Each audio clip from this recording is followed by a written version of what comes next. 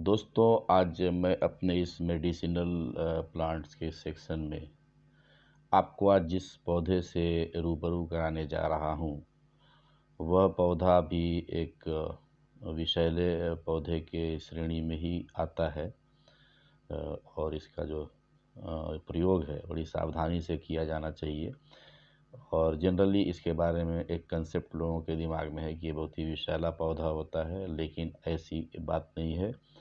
अगर हम सावधानी से इसका प्रयोग करें और उचित जो चिकित्सीय परामर्श है, जो एक्सपर्ट्स होते हैं उनके एडवाइस को माने, तो ये जो पौधा है वो गुणों की खान है।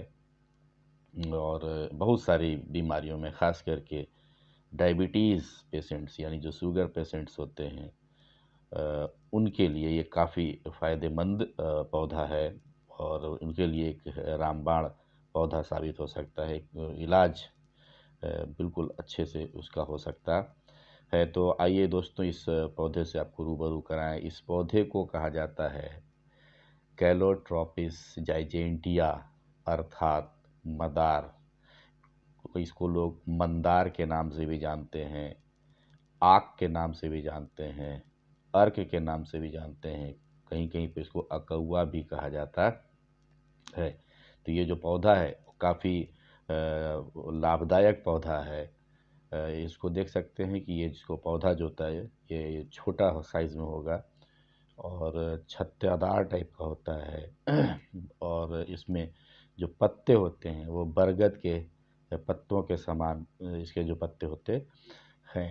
और जैसा देख सकते हैं इसका जो पत्ता होता है वो उसका रंग हरा होगा, लेकिन थोड़ा सा सफ़ेदी लिए होता है। और ये जो फूल है वह सफ़ेद रंग के छोटे होते हैं, छत्तादार होते हैं, और उनमें छोटी छोटी चित्तियाँ होती हैं, रंगीन चित्तियाँ भी होती हैं। इसमें जो फल लगता है वो आम के जैसा दिखता है, लेकिन जब वो पक जाता है, फटता है, तो उसमें से रुई निकलती है। और अगर इसकी शाखा को अगर आप तोड़ेंगे या इसकी पत्तियों को भी तोड़ेंगे तो वहाँ से एक दूध जैसा निकलता है। यही दूध जो होता है वो विषैला होता है। तो इसका इस्तेमाल सावधानी से करना चाहिए। अगर इसका दूध हमारी आँखों में चला जाए तो आँख संबंधी समस्या उत्पन्न हो सकती है। यही एक खतरा इस पौधे के साथ बना रहता है। इस पौधे को ये जनरली रेतीली जगहों पे, जहाँ बलुआ मिट्टी है, वहाँ पे ज़्यादा पाया जाता है और प्रायः हर जगह आपको ये मिल जाएगा। तो चलिए आइए आज हम इस पौधे की जो पत्ती है उसके बारे में आपको बताएंगे कि इसकी पत्तियों के क्या लाभ हैं। फिर अगले ब्लॉग में मैं इसके जड़ों के बारे में बताऊंगा। इसकी जड़ और इसकी पत्तियां वो काफ़ी गुणकारी होती हैं। तो चलिए सबसे पहले मैं आज आपको इसकी पत्ती के बारे में बताता हूँ।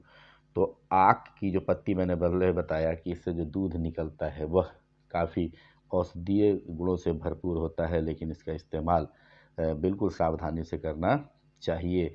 अगर त्वचा संबंधी कोई समस्या है, अगर चमड़े में कोई समस्या है, तो आप इसके दूध का इस्तेमाल उस जगह पे कर सकते हैं। तो वो त्वचा संबंधी जो समस्या है वह दूर हो जाएगी।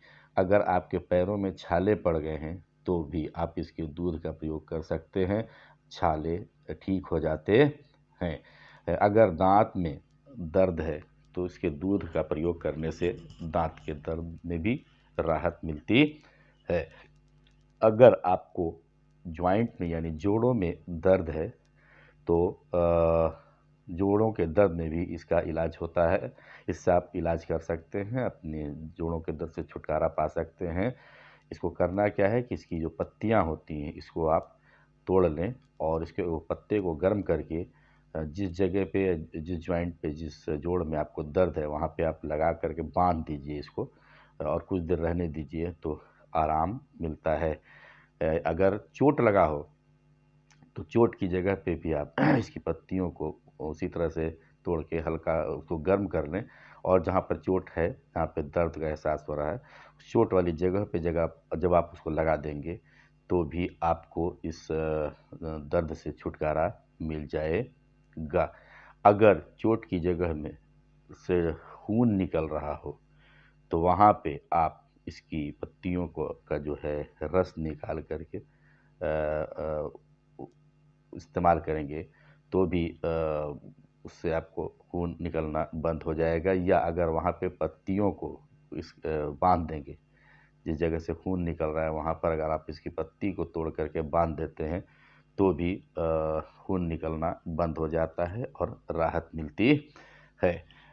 अब जैसा मैंने पहले बताया कि ये जो पौधा है वो डायबिटीज़ पेशेंट्स के लिए, जिनको शुगर की बीमारी है, जिनको जो मधुमेह के से पीड़ित है, उन लोगों के लिए ये काफ़ी फ़ायदेमंद पौधा होता है। जैसा आप सभी जानते हैं कि डायबिटीज़ एक आम आज की तारीख में बीमारी हो गई है। परसेंटेज लोगों को ये हमारे जो रहन-सहन है, हमारा खान-पान है, जो लाइफ़स्टाइल है, जो चेंज आया है उसमें, उसकी वजह से डायबिटीज़ के पेशेंट्स दिन-ब-दिन बढ़ते चले जा रहे हैं। तो इसमें इस पौधे के पत्ते का काफ़ी अधिक उपयोग किया जा सकता है। जब डायबिटीज़ पेशेंट जो होते हैं जनरली उनका गला सूखता है, उनका बीपी लो हो जाता है, उनको कमज़ोरी महसूस होती है, तो ऐसे में इसके पत्ते का इस्तेमाल आप बहुत अच्छे तरीके से कर सकते हैं। आक के पत्तों को आपको पीसकर इसके जो बारीक पेस्ट बना लेना है, और अगर आप पैरों के तलवे पे उस पेस्ट को लगाएँगे, तो डायबिटीज़ की जो समस्या है, उससे आपको छुटकारा मिल सकता है। साथ ही साथ पत्ते को अगर कहा जाता है कि पत्ते को आप तलवे के नीचे लगा कर के ऊपर से मोज़ा पहन लें, और मोज़ा पहन लेने के बाद अगर आप रात में सो जाते हैं, तो डायबिटीज़ कंट्रोल होता है। आक के पत्तों का आप काढ़ा बना लीजिए, और काढ़ा बनाकर उसको पीने से ब्लड शुगर जो है वह भी कंट्रोल में रहता है। और इसके पत्तों की अगर आप चाय बना लेंगे, तो चाय बनाकर भी आप इसके पत्तों का इस्तेमाल कर सकते हैं, और उसमें आप टेस्ट के लिए शहद का इस्तेमाल कर सकते हैं, उससे भी डायबिटीज़ कंट्रोल होता है। आक के पत्तों को पीसकर उसका जो आप पाउडर बना लेंगे, और बनाने के बाद उसका सेवन करेंगे, तो भी आपको डायबिटीज़ से छुटकारा मिलेगा, राहत मिलेगी। आप इसको खा भी सकते हैं, ब्लड शुगर कंट्रोल में रहता है। आक के पत्तों को आप इसको जो पीस लेंगे, और पीस करके जो जूस बनेगा, उसका भी इस्तेमाल आप कीजिए, क्योंकि इसमें एंटी बैक्टीरियल गुण पाए जाते हैं, जो डायबिटीज़ को कंट्रोल करने में मदद करते हैं। दूध जो है इसका आँखों के लिए नुकसान है, मैंने पहले बताया, तो इसका इस्तेमाल सावधानी से करने की ज़रूरत है। तो ये था आक का, जिसे मंदार, आक, अर्क या अकौवा भी कहते हैं। तो इसका इस्तेमाल मैंने आपको आज बताने की कोशिश की है।